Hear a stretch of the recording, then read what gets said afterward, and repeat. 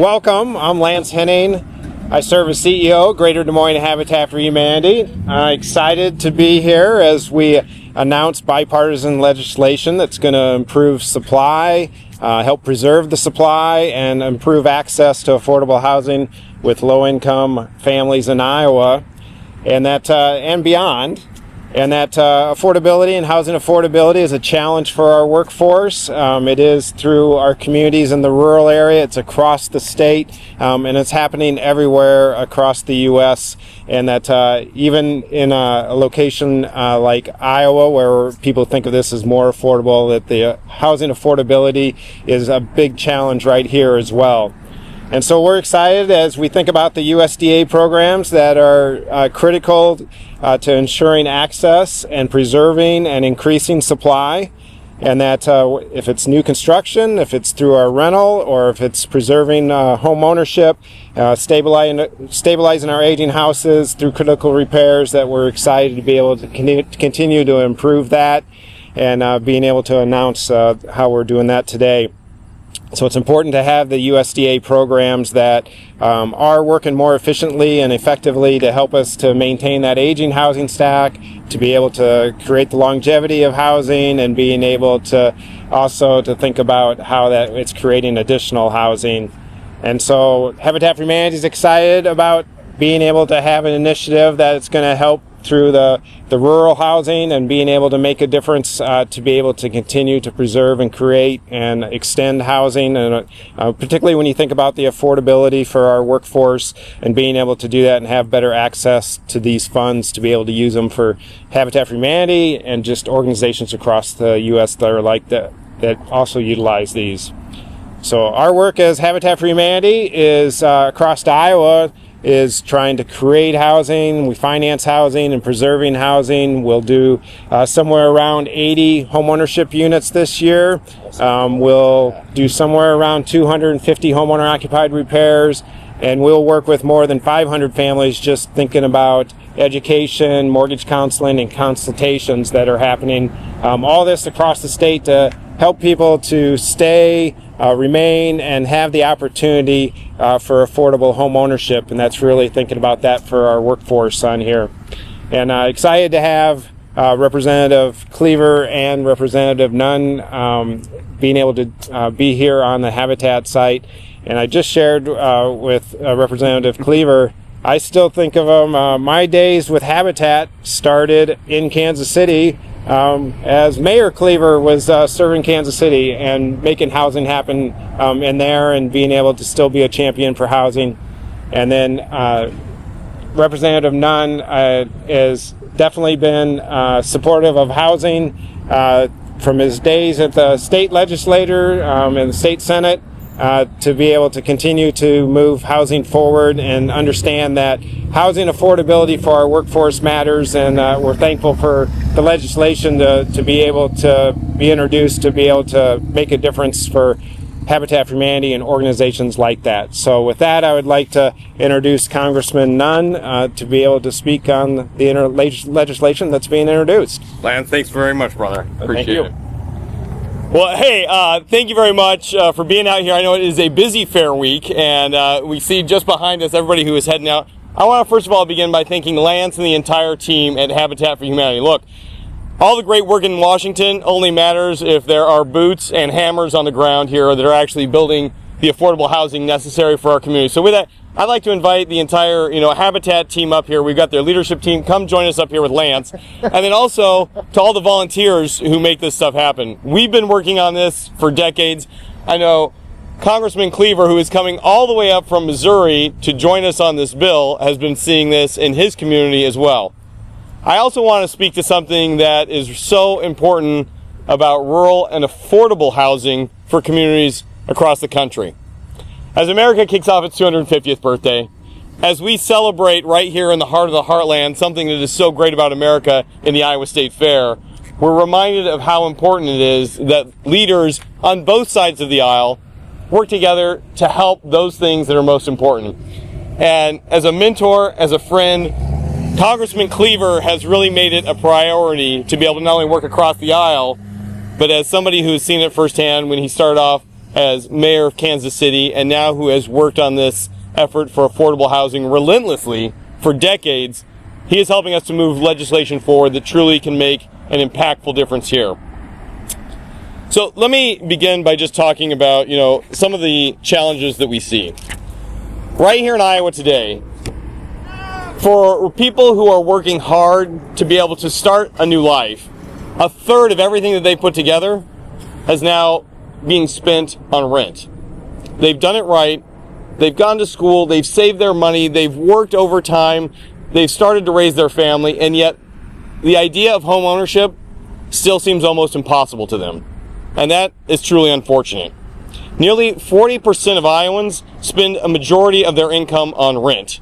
And in many small towns, aging USDA finance programs, some that have not been updated in decades, continue the risk of leaving them behind. This means low-level families with low incomes, particularly seniors, veterans who are trying to use these programs, have fewer and fewer options to be able to have that home that they want. Challengingly, at the same time, the U.S. Department of Agriculture's rural housing program is also built on outdated technology, slow processing, and limited oversight, which makes it harder to preserve the existing home stock while also doing things with Habitat for Humanity's led, providing new housing stock to areas that are largely underserved. So Representative Cleaver and I have come together to talk about what can we do with real solutions to be able to help in this area. And we've come up with the Rural Housing Service Reform Act. It aims to tackle these challenges head on by preserving the USDA financing housing and keeping rental assistance in place even after mortgages mature, and make it easier for nonprofits like Habitat for Humanity to take over at-risk properties so the housing stock can continue to grow. It modernizes the U.S. Department of Agriculture's technology and staffing to help speed up those applications so that a homeowner is not spent months, sometimes years, waiting for the opportunity of home ownership. And it strengthens the oversight to crack down on fraud when large sums of taxpayer dollars are held up in programs that are not effectively executed and can be poached by fraudsters. I will say this bill also expands on things that are very important. Things like the home repair grant, so that homeowners have the opportunity to upgrade the home they're living in. It supports community development and improves the voucher program. It also allows financing for accessory dwelling units to give rural families, particularly seniors, the opportunity to stay with their family, meaning that outbuilding could be a carriage house with a housing unit on top, a rental property so that they can stay there, or even an assisted living so that a caregiver could come and spend time with an aging family member. Together, these things all work to ensure that small-town Iowa, and candidly, the heartland of America, wherever that may be, coast to coast, continues to keep these communities strong. With this, I'm so proud to introduce my friend, Emmanuel Cleaver. Now, not only is he a guy from Missouri and a fellow fan of the Kansas City Chiefs, he's somebody that we've worked together a long time to be able to move important legislation forward. His work on housing, as I noted, not only goes back decades, but he's made a commitment to making sure that this legislation moves forward. And even though this time around it's a Republican leadership in control of the House, these have gone back and forth and we've been able to work together. I want to emphasize again that this is not a Republican or a Democrat issue. This is not a rural or an urban issue. This is a building a housing stock for the next generation of American issue and for the last generation of American issue, so that our seniors, our veterans, our first-time home buyers all have the opportunity to live in dignity with something that we can start in D.C. and finish right here in Iowa. So with that, Representative Cleaver, thank you for all you're doing. Thanks for coming to Iowa, sir. First of all, thank my colleague, my friend, and someone with whom I will be able to refer to as a partner. Habitat is very, very, very much a part of the work in Kansas City on affordable housing.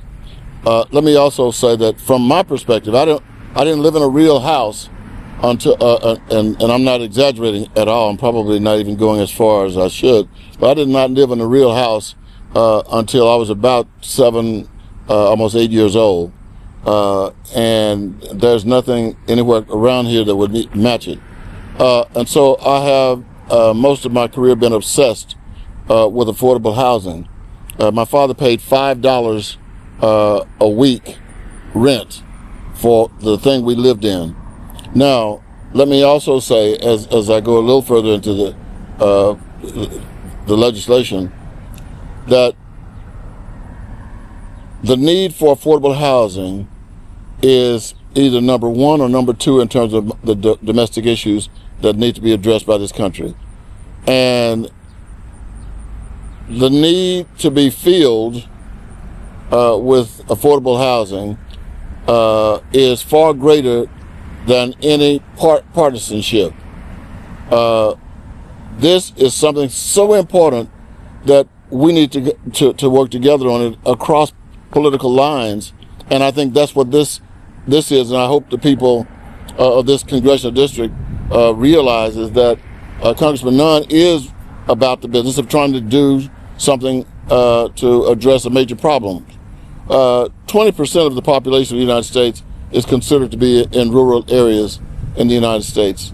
And those areas are being decimated in terms of the need for housing. And they're being decimated just like the urban core. First of all, we're having difficulties getting the money that we need for rehab or new construction. And I think that when a bill is put together by people from separate parties, and the bill is just good because it addresses the needs, people ought to come together. One of the things that we also need to do is understand that the housing needs in the most rural parts of our nation are the housing needs in the urban core. And so it is not healthy for the people who need the affordable housing not to work together. You don't even have to go to college to know that, or be a Chiefs fan. All you need to do in order to understand this is look at the reality around us. You go to the urban core. I can show you areas that are in desperate need of affordable housing. We can go to a rural area in Iowa, Missouri, Texas, anywhere, and you're going to look at the housing and realize we've got a serious problem in this country. It's got to be addressed. And having us come together on the House side is probably going to be of some attraction to our colleagues in the lower house. Some refer to it as the Senate. But we are serious about this, and if we can get partnerships in the Senate, this is going to be one of the most significant pieces of legislation that nobody's talking about in the country.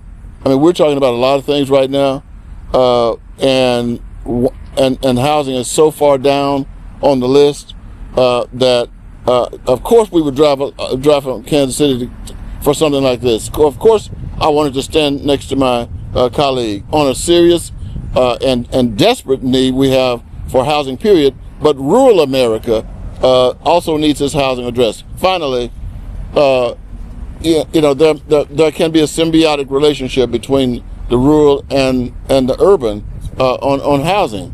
And if we understand that the two communities coming together, look at the might, the political might we would have if the people in the rural areas decided and the urban areas decided we're going to come together on this legislation that is critically important. And if we are able to do this, the Rural Housing Service Act might go down in history, and you as well for covering it first, more so than even the development of HUD. We left out something when they started. Lyndon Johnson, I was born and raised in Texas. Lyndon Johnson was a very good president. He established HUD. If I had been there with him, I would have said, we need another name. And I've said this all over the country where I've gone and where I've spoken. You automatically create what we have too much of in America when you say the U.S. Department of Housing and Urban Development. You automatically are starting to separate people. And we have too much of that already. So we're coming together we hope that the concern for and the desire to eliminate those problems we face are going to be at the top of the agenda for the United States Congress. Thank you.